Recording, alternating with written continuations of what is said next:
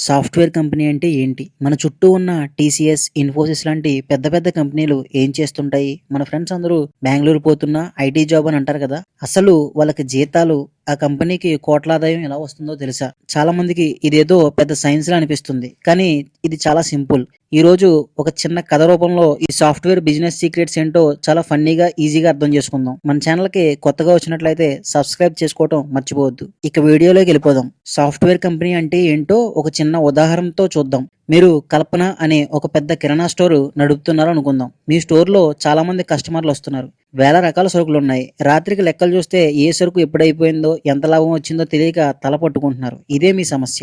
ఇప్పుడు టీసీఎస్ లేదా ఏదైనా సాఫ్ట్‌వేర్ కంపెనీ రంగంలోకి దిగుతుంది. వాళ్ళొచ్చి అయ్యా మీరు కంగారు పడకండి. మీకోసం మేము ఒక స్పెషల్ లెక్కల యాప్‌ని తయారు చేస్తాం. అది మీకు ఎంత సరుకుంది, ఏది త్వరగా అమ్ముడుపోతుంది, ఎంత లాభం వచ్చిందో క్షణాల్లో చెప్పేస్తుంది అని అంటారు. ఈ లెక్కల యాప్ తయారు చేయడమే సాఫ్ట్‌వేర్ సర్వీస్. అంటే వేరే వాళ్ళ వ్యాపారంలోని సమస్యలను టెక్నాలజీతో పరిష్కరించడం అన్నమాట. మరి ఈ టీసీఎస్, ఇన్ఫోసిస్ లాంటి కంపెనీలు డబ్బు ఎలా తీసుకుంటాయో చూద్దాం. వీళ్ళకి ముఖ్యంగా 3 రకాల ఆదాయ మార్గాలుంటాయి. ఫస్ట్ పద్ధతి మనుషులను అద్దెకివ్వటం. మనం పైన అనుకున్న కిరాణా స్టోర్‌నే తీసుకుందాం. టీసీఎస్ వాళ్ళు ఈ యాప్‌ని తయారు చేయడానికి మాకు 10 మంది ఇంజినీర్లు కావాలి, 6 నెలలు టైం పడుతుందని ఒక్కొక్కరికి ఇంత రేట్ అని చార్జ్ చేస్తారు. అంటే వాళ్ళ తమ ఇంజినీర్ల సమయాన్ని, నైపుణ్యాన్ని మనకి అద్దెకిచ్చినట్లు. పని పెరిగే కొద్దీ మన ఖర్చు కూడా పెరుగుతుంది. చాలా సర్వీస్ కంపెనీలు ఇలాగే సంపాదిస్తాయి. లేదంటే కల్పన స్టోర్ వాళ్ళు నాకు ఈ యాప్ మొత్తం రెడీ చేసిస్తే నీకు ఫిక్స్డ్ గా 20 లక్షలు ఇస్తాను అని ముందుగా మాట్లాడుకోవచ్చు. ఇక్కడ సాఫ్ట్‌వేర్ కంపెనీకి ఒక ఛాలెంజ్ ఉంటుంది. వాళ్ళు 20 లక్షల్లో పని పూర్తి చేయగలిగితే మిగిలినంతా లాభం, ఆలస్యం అయితే నష్టపోతారు. ఇకపోతే మూడో పద్ధతి సాఫ్ట్‌వేర్ యాజ్ ఏ సర్వీస్.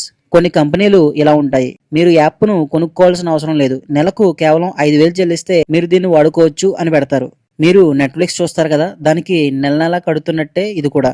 దీన్నే software as a service model అని అంటారు.